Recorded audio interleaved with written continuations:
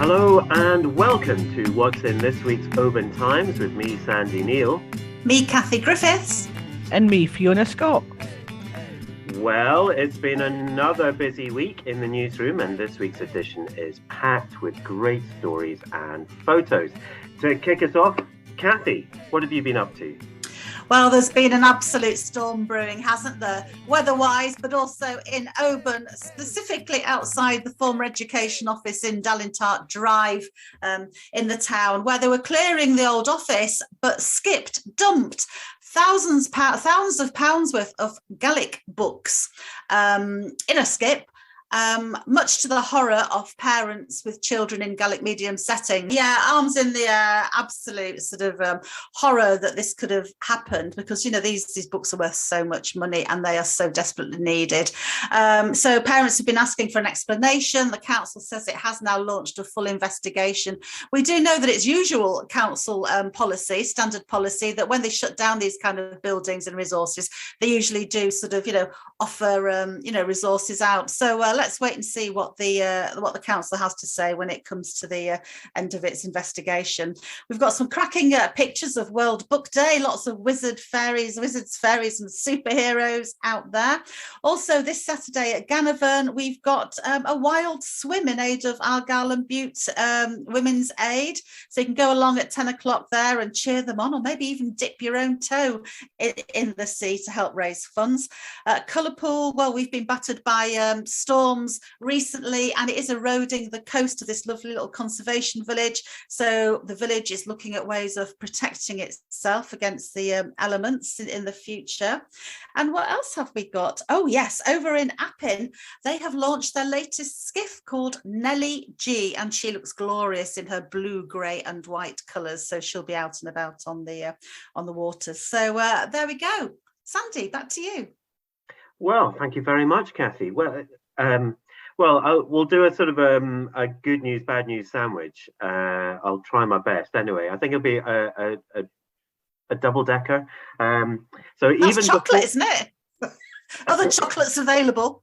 Well, there's the good news already, Kathy. Chocolate and double deckers. We're off to a great start. However, even before energy prices rocketed up in April, a struggling family in Argyll faced a horrific £1,000 bill, 3 times more than normal, after a cheaper heating system was installed in their Acha home. We've got the story there.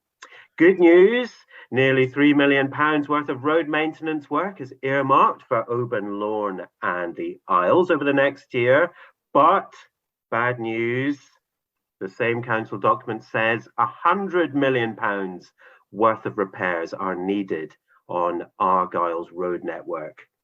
What are we on now? Yes, okay, good news. Inverlussa Mussel Farm near Craigmuir is creating 12 new jobs. Bad news-ish, maybe. A contentious plan to build a £1.3 million community hub and motorhome park on playing fields in Port Ellen will go to a virtual local hearing due to the high number of objections. So I guess that's kind of up in the air. Is that good news, bad news? You decide. Could go either way. Could go either way. Fee, over to sport. What have you got for us? Oh, Sandy, it's all good news on the sports front. Hold on to your hats, because we've got another action-packed sports section for you this week. Oban mixed martial arts duo Aaron Mackay and Lewis Kersop travelled to Manchester for one of the country's biggest jiu-jitsu easy for me to say, tournaments, and each came away with a podium place. So that was great for them in the club. At 19, they're both only 19-year-old, and only with 6 months of training, the pair went up against much older and more experienced opponents in the National Performance Basketball Centre. Also, local Moto3 racer John McPhee has been back in action with a brand new team and a brand new bike. John competed in the season opener in Qatar last weekend, and you can read all about how he got on in this week's paper. We also have Sam squash, shinty, football, rugby, and news from Mull Rally. Vroom. Back to you, Sandy. We haven't explored sound effects nearly enough in these podcasts. Maybe So just as well. Well, our dear listeners will just have to listen in next week to hear any more, maybe. Well, that's, I think, all we've got time for this week here at the Oban Times. We love hearing your stories and seeing your photos. You can contact us on 01631 568 000, or you can email us at editor@obantimes.co.uk, or you can message us on Facebook. You can pick up a copy of your Oban Times at the usual shops and retail spots. You can also go online and subscribe to our digital page-turning edition. So with that, it's goodbye from me, Sandy Neal. Goodbye from me, Kathy Griffiths.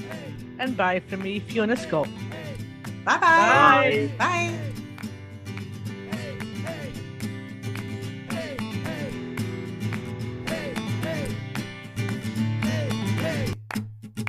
Hey, hey.